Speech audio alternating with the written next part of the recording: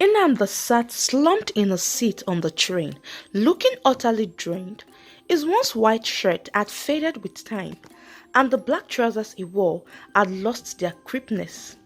On his feet were brown shoes so old and worn that they seemed like relics from another age. He had just closed from work, and as usual, the weight of fatigue hung heavy on him. The train rattled along the tracks, and a cool breeze drifted in from the open windows, brushing against his face. Slowly, his eyelids began to droop, and he slipped into a light doze. Suddenly, the shrill ring of his phone jolted him awake. He glanced at the screen, his brow furrowing in surprise. "My wife?" He muttered under his breath before answering. "Hello, honey, where are you now?" Ifeoma's voice came through, tense and hurried. "I'm on my way home." "On the train," Nnamdi replied wearily. "Okay, dear, please come quickly. The landlord is here for the rent and is already causing a scene." "Oh my God," Nnamdi groaned. "What is wrong with this man now? I told him I'd pay by month end. This is just the beginning of the month. Ha, chai, which kind life be this now? I'll be home soon. Goodbye." He added abruptly before ending the call. With a frustrated ease, he slipped the phone back into his pocket and stared out the window, the city blurring past as the train carried him closer to yet another long evening. When Nnamdi arrived home, his heart sank. Their belongings were scattered outside in the dust, bags, clothes, and furniture lying in disarray. The door to the apartment was shut tight, secured with two heavy padlocks. He spotted his wife Ifeoma sitting on the ground with their young son Chinonso, who was sobbing uncontrollably. His voice trembled as he asked, "Honey, what happened?" At first, Ifeoma said nothing, wiping at her tears. Then her voice broke as she replied, "Didn't I call you to tell you the landlord was here? He ordered his boys to throw out our things, then locked the door. He says if we don't pay the full 1 year rent we owe, he won't let us back in. God, I have suffered." Tears streamed freely down her cheeks. Nnamdi placed both hands on his head in despair. "God, which kind life be this now? This man is bent on frustrating me. After I begged him to wait till month end, see how we just threw all our things outside. Chai, I don't suffer." He sank to the ground, staring blankly at the pile of their possessions. Then with a heavy sigh, he pulled out his phone and dialed a friend who lived nearby. Within minutes, Fred arrived in his old blue car. Without hesitation, he helped Nnamdi gather the scattered belongings and load them into the car. Together, they drove to Fred's apartment. Once there, Nnamdi explained the whole ordeal, his voice heavy with shame and frustration. "Fred, please," he said quietly, "accommodate us just till month's end. By then, I will pay my rent and move back in." Fred placed a hand on his shoulder and smiled. "Nnamdi, what are friends for? Stay as long as you need. You and your family are welcome here." Nnamdi was a young, vibrant man who cherished life and his family deeply. He worked hard as an employee in a tech company in Lagos. Though the pay was modest, despite financial struggles, he lived each day with hope and a smile. His wife, Ifeoma, a beautiful woman and an orphan, loved him fiercely. Together, they had Chinonso their joy and pride. Life had been harsh, but their love for each other had always been enough. Until this day, when everything seemed to change. Days turned into weeks and weeks slipped into months. Since moving in with Fred, Nnamdi and his family had spent 3 whole months in a small apartment. Life there seemed peaceful until one evening when Fred's fiancée, Mercy, returned from her youth service. Fred welcomed her warmly at the door, but the smile on her face faded the moment she noticed Nnamdi, Ifeoma, and Chinonso in the living room. Her eyes narrowed in displeasure. "Babe, why didn't you tell me we have strangers living in this house?" Mercy asked sharply. Fred raised his hands in a calming gesture. "No now, babe. Nnamdi isn't a stranger. He's my good friend. He had accommodation problems, so I let him and his family stay here temporarily. Please, try and understand." Mercy folded her arms, her tone turning even colder. No, no, no, no, no, no. This isn't acceptable. You should have told me before bringing them in. I will not live under the same roof with strangers. It's either they leave or I leave. The choice is yours. Fred felt the weight of her words. That night, he sat on the edge of the bed, his hands pressed to his forehead, struggling with the decision. He didn't want to hurt his friend, but he also didn't want to lose his fiancée. The following day, he called Nnamdi into the living room. "My brother," Fred began gently. "What is the progress on your rent? You've stayed here for 3 months now." Nnamdi's face was full of gratitude. "Fred, I thank you for everything. My money is almost complete, just 50,000 naira short." Fred nodded thoughtfully. Without hesitation, he reached for his phone and transferred 100,000 naira to Nnamdi. "Here, add it to your savings, but I'll need you to move out by this weekend." Nnamdi was overjoyed. "Ah, Fred, thank you. God bless you, my brother." By the weekend, Nnamdi and his family left Fred's apartment and went straight to their landlord's house with the rent money in hand. But instead of welcoming them back, the landlord folded his arms and frowned. "You must pay for another full year," he declared firmly. "The money you just paid is for the house you owed and it has expired. Until you pay again, you can't enter." Nnamdi and Ifeoma pleaded desperately, but the landlord refused to budge. With no other choice, Nnamdi took his wife and son to his village to stay with his mother. When they arrived, Mrs. Grace, Nnamdi's mother, welcomed them warmly. After listening to her son's story, her eyes softened with compassion. "Let Ifeoma and Chinonso stay here with me," she said. "You, my son, must go back to Lagos, and also, God will help you make ends meet." Nnamdi nodded, his heart heavy but hopeful, knowing the road ahead would not be easy. A few days later, Nnamdi returned to the city. With the little money his mother had given him, he rented a small single room in a crowded neighborhood. It wasn't much, but it was a roof over his head, a place to start again, determined to rebuild his life. He resumed work at the tech company and threw himself into his duties. One afternoon, the company's managing director summoned him to the office. The MD's face was as cold as stone. "Mr. Nnamdi," he began sharply, "there were serious errors in your last assignment. Our clients have complained bitterly. This kind of incompetence will no longer be tolerated. In fact, you will hear from the secretary soon. You may leave." "Sir, please, if you could just..." Nnamdi tried to explain, but the MD raised a hand and cut him short. Humiliated, he turned and left the office. Minutes later, as he sat in a small corner desk, staring blankly at his computer, the secretary walked in silently and placed a letter on his table before walking out. When Nnamdi opened it, his stomach sank. It was a termination letter. His body went cold.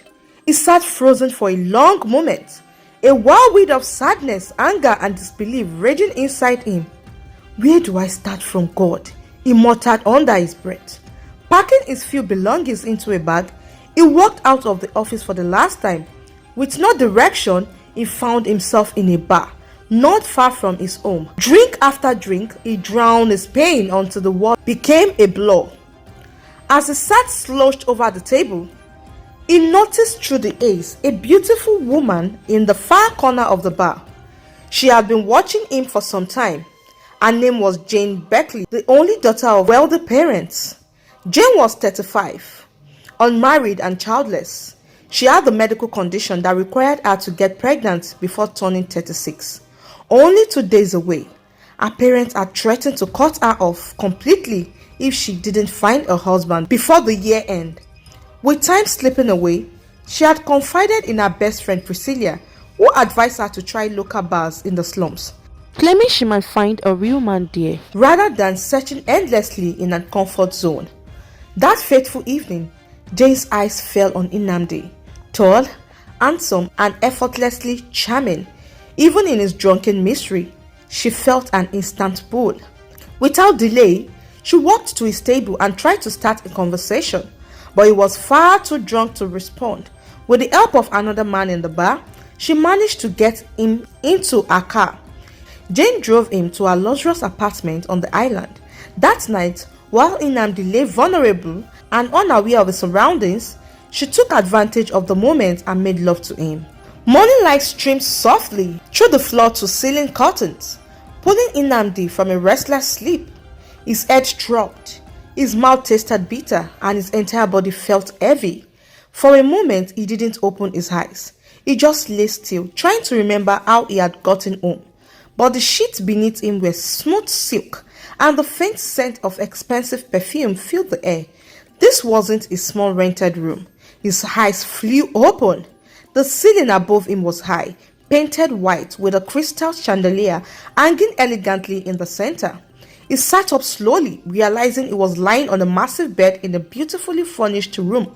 His shirt was gone, his shoes were missing, and his belt lay on the floor. The door creaked open, and Jane stepped in, wearing a satin robe. She smiled, soft but calculated. "You are awake," she said. Nnamdi frowned, scanning her face. Where am I?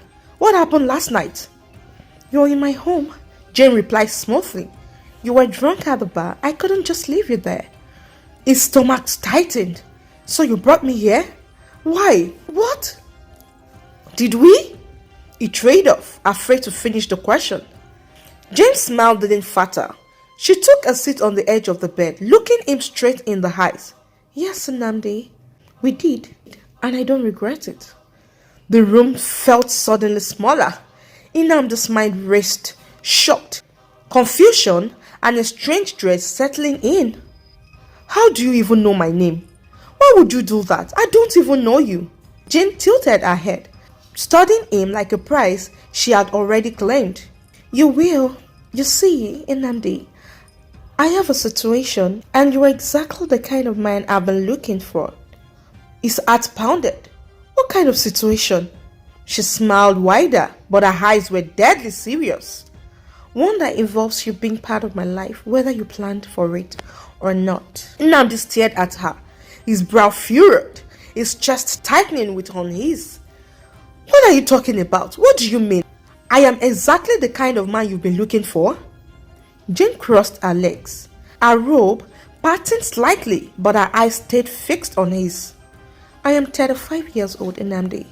I have a medical condition. My doctor says if I don't get pregnant before I turn 36, which is in 2 days, I may never be able to have children." He blinked, unsure if he had heard her correctly. "And you're telling me this because?" She leaned forward, her voice dropping into a steady, deliberate tone. "Because last night you gave me what I needed, and if fate is kind, you've already given me a child." Nnamdi felt the air leave his lungs. "Wait, what? You can't be serious." "Oh, I'm very serious," she said, her tone tightening. "You're strong, healthy, and, well, you were perfect for what I needed. You should see it as a blessing. Most men would kill for a chance with me." "A blessing?" Nnamdi's voice rose in disbelief. "Hello? I didn't even consent to this. I was drunk out of my mind. I didn't know what I was doing." Jane's expression hardened. "My name is Jane. Next time you call me Jane. Don't make this more complicated than it needs to be. I am not asking for your love or a relationship. I am offering you a place in my world. If you cooperate, my parents want me married before the end of the year, and you, well, you could solve all my problems." Nnamdi shook his head slowly, a bitter laugh escaping his lips. "So you're saying you want me to pretend to be your husband, just like that?" She smiled faintly. "Not pretend, Nnamdi. Become. I can give you more than you've ever dreamed of. Money, comfort, a life people like you rarely taste. All I ask in return is your loyalty, and that you don't walk away from what we started." He looked away, his hands tightening into fists. 1,000 thoughts raced through his mind. His wife in the village, his little boy, the shame, the betrayal, and now this woman with her impossible offer. Jane stood, walking to the window. "You have until tonight to decide. But remember," she turned to face him, her eyes sharp. "Opportunities like this don't come twice." Nnamdi left Jane's apartment with his heart pounding so hard he could hear it in his ears. The city felt different that morning, louder, hotter, and more suffocating than ever. He walked aimlessly down the street, his mind a battlefield. Our words echoed like a curse. Opportunity like this don't come twice. He wanted to scream. How could he even consider such madness? His wife Ifeoma and his little boy were in the village counting on him, and here he was caught in a scandal that could destroy everything. By the time he reached his tiny room, his hands were trembling. He sat on the bed staring at the cracked wall, asking himself over and over, what kind of life is this? He decided to ignore her. He would go find another job, keep his head down and move on. But just as he was about to rest his head, his phone rang, an unknown number. Hello? Nnamdi, the voice was firm, female. It was Jane's voice. How did you get my number? He asked sharply. She chuckled softly. I have my ways, and you? My dear, I have a problem. What problem? There was a pause, then her tone turned icy. A friend of mine in the police just told me something interesting. Apparently, your former company is filing a complaint about the client data you mishandled. Do you know what that means? If I don't step in, you could be arrested within the week. Nnamdi froze. That's not possible. I didn't do anything illegal. Maybe you didn't, she replied smoothly. But in this city, truth doesn't always matter. Connection do. And I have them. I can make this go away if you agree to my proposal. His throat went dry. You are blackmailing me? I am giving you a choice, Jane said calmly. Marry me, be the father of my child, and live a life most men only dream of, or face whatever comes next. She hung up before he could answer. Nnamdi sat there, phone in hand, his pulse racing. He was cornered, and he knew it. That night, Nnamdi barely slept. Every time he closed his eyes, he saw Jane's cold smile, heard her voice, and felt the invisible rope tightening around his neck. By morning, he convinced himself she was bluffing. The police thing is just to scare me, he thought. I will lay low. She will move on. But before noon, there was a heavy knock at his door. He opened it to find two stern-faced policemen standing there. Mr. Nnamdi, one asked. Yes? you are wanted at the station for questioning concerning a complaint filed against you by your former employers. The room began to spin. She wasn't bluffing. At the station, they didn't put him in a cell, but they made it clear the case could escalate. You will have to return tomorrow to continue this discussion, the officer warned. As he walked out of the station, a black Lexus SUV pulled up in front of him. The tinted window slid down and there she was, Jane, perfect makeup, calm smile, and eyes that glinted like steel. Get in, she said softly.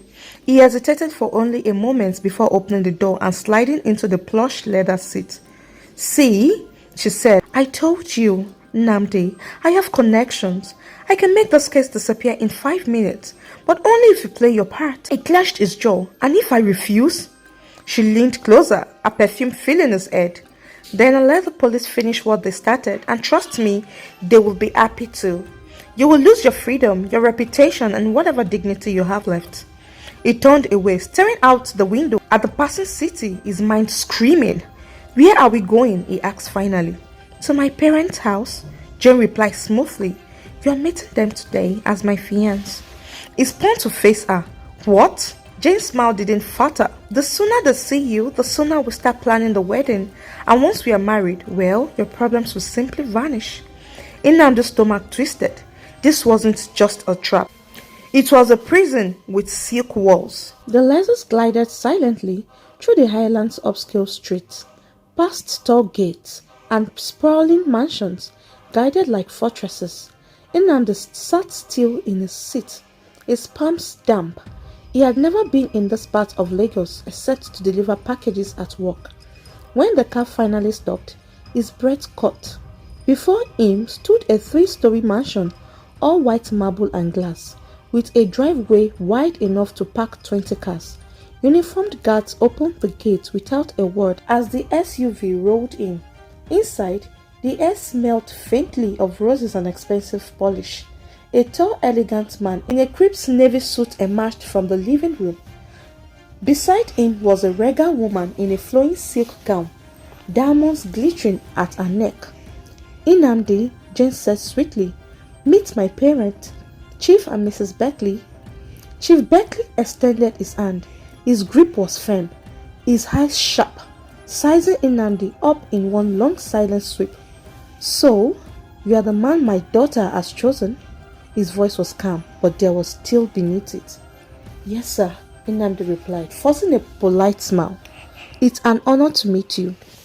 Mrs. Beckley smiled faintly, but said nothing, her gaze lingering on his worn shoes as if reading his entire life story from them.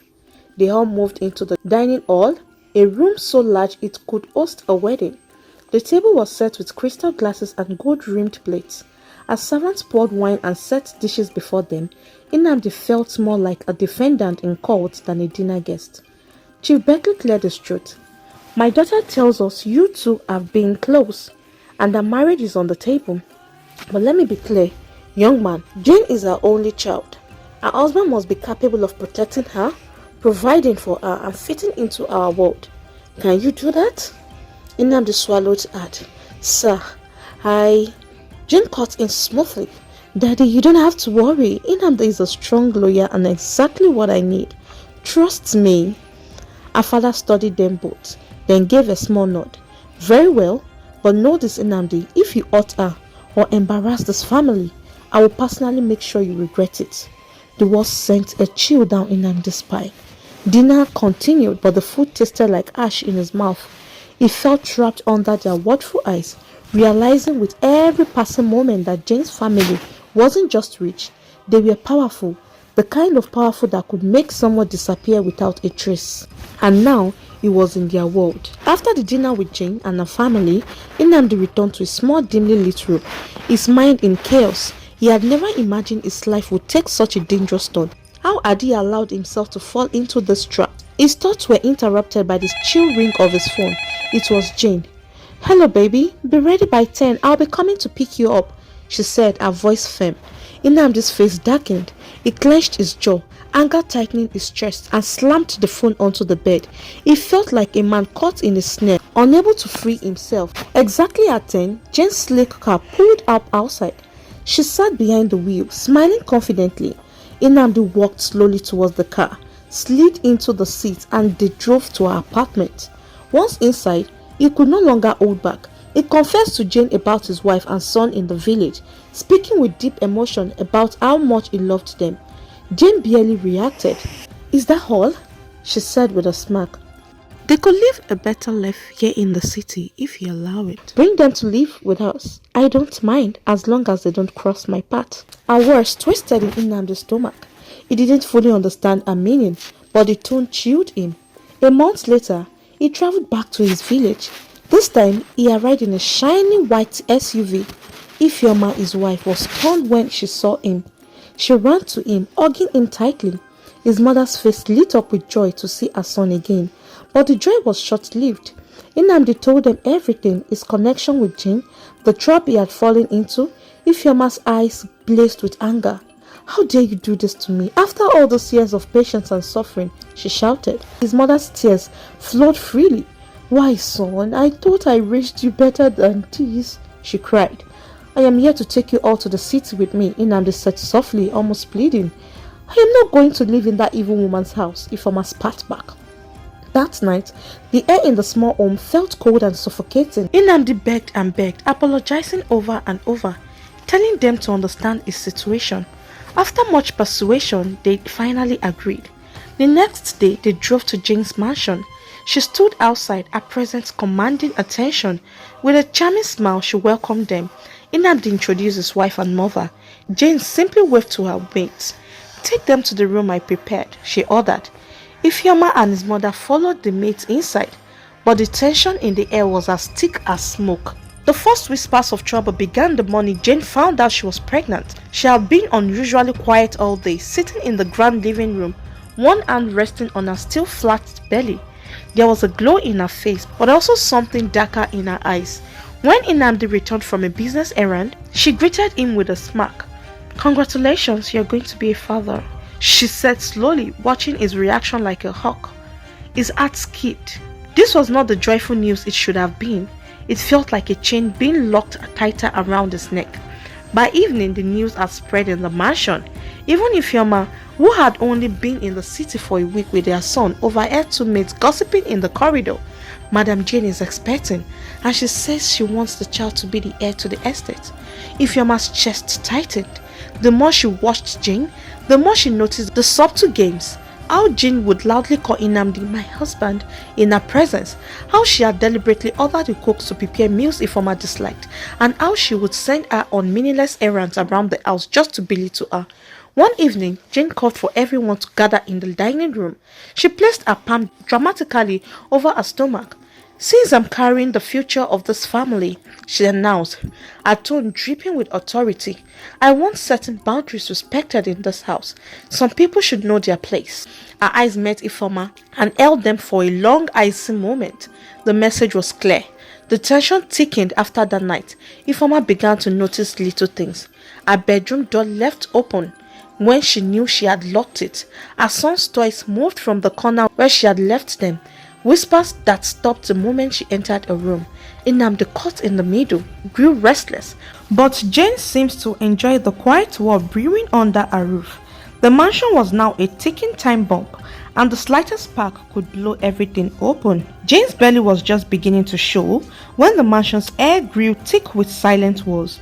Ifeoma, still grieving over Nnamdi's coldness, had begun to suspect that Jane's sweetness was nothing but a well-polished mask. It was in the way Jane's eyes lingered too long, her smile too sharp, her tone too calculated. But Jane was 2 steps ahead.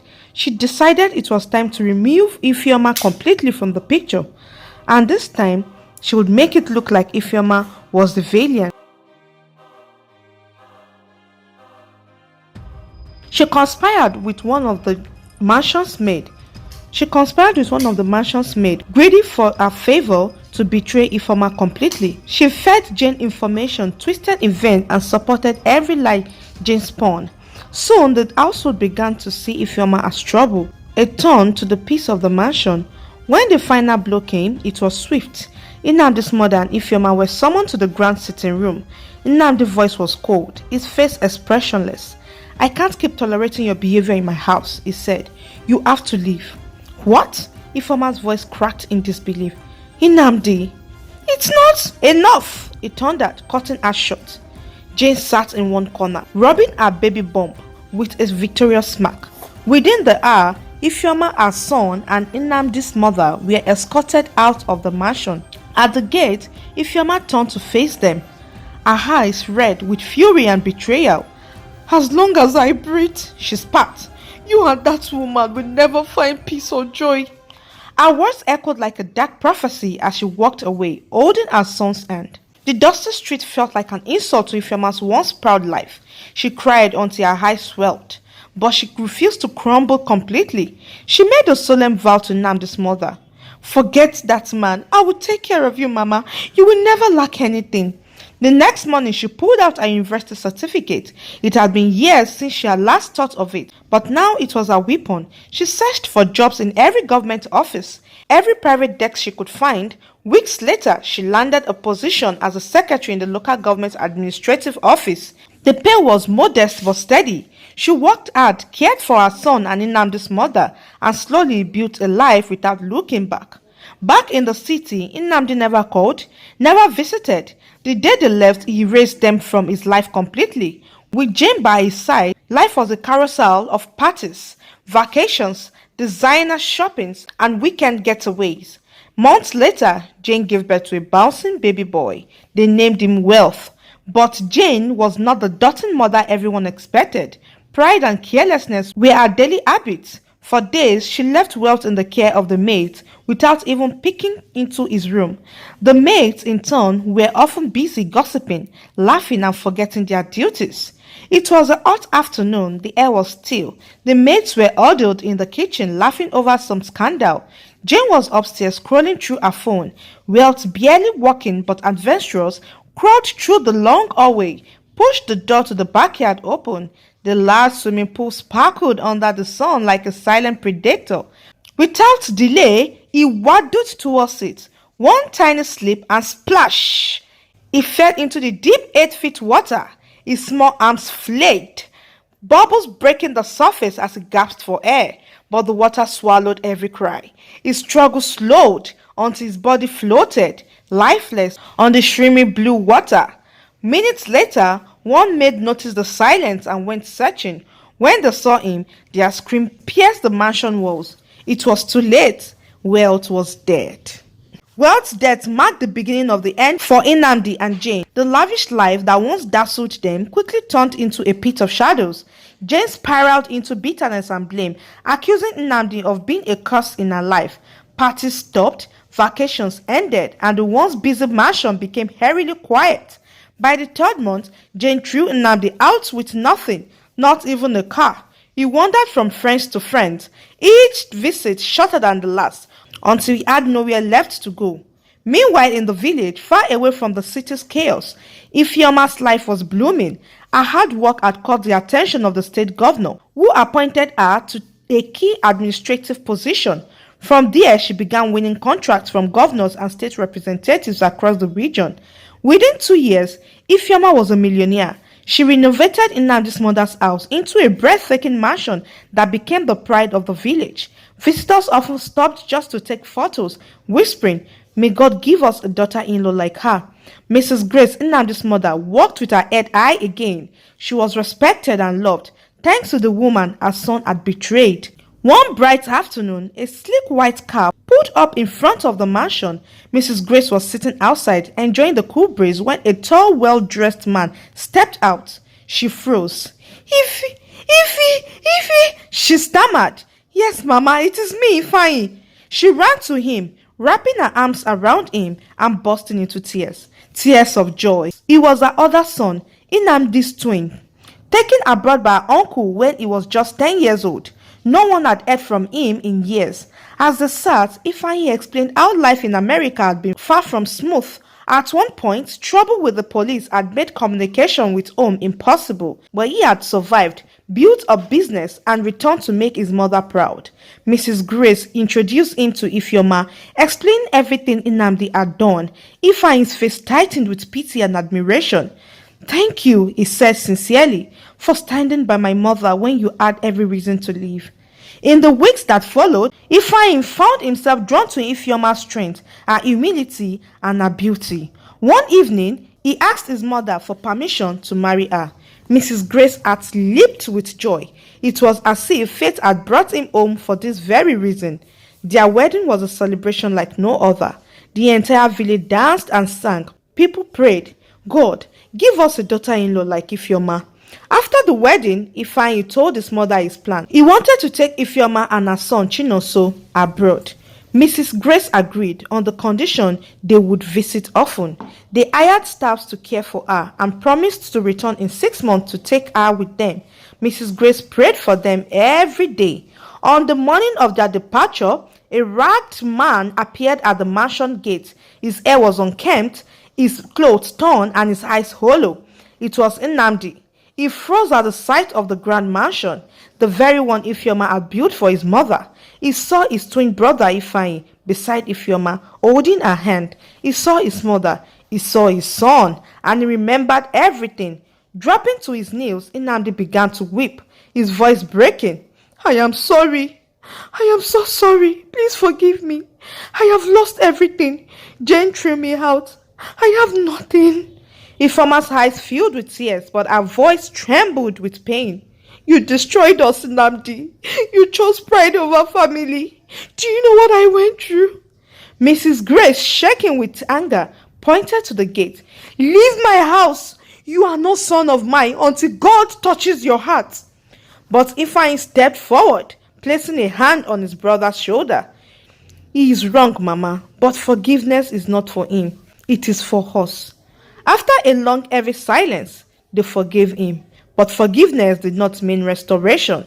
It was too late. Nnamdi watched, heartbroken, as Ifeanyi, Ifeoma, and little Chinonso entered the sleek white car. He knew there was no place for him in their new life. The car rolled away, leaving him kneeling in the dust, tears streaking his face. He could only watch the life he had thrown away disappear down the road and into the sky as their plane carried them abroad. The curse Ifeoma had spoken the day she was thrown out had come to pass. For Nnamdi, there would be no peace, no joy, only the echo of what could have been. The end. The moral lesson of the story is pride and arrogance can destroy relationships and push away those who truly care for us. Betrayal may bring temporary satisfaction, but it eventually leads to regret and pain. Neglecting loved ones, especially children, can have tragic, irreversible consequences. Wealth and luxury mean nothing without love, unity, and peace in the home. False accusations can ruin innocent lives, but the truth always has a way of coming to light. Treating people with kindness and fairness creates lasting loyalty, while cruelty breeds curses. Every action has consequences, and those who cause pain to others may face a greater sorrow in return. A mother's neglect can be so dangerous as the absence of love in a child's life.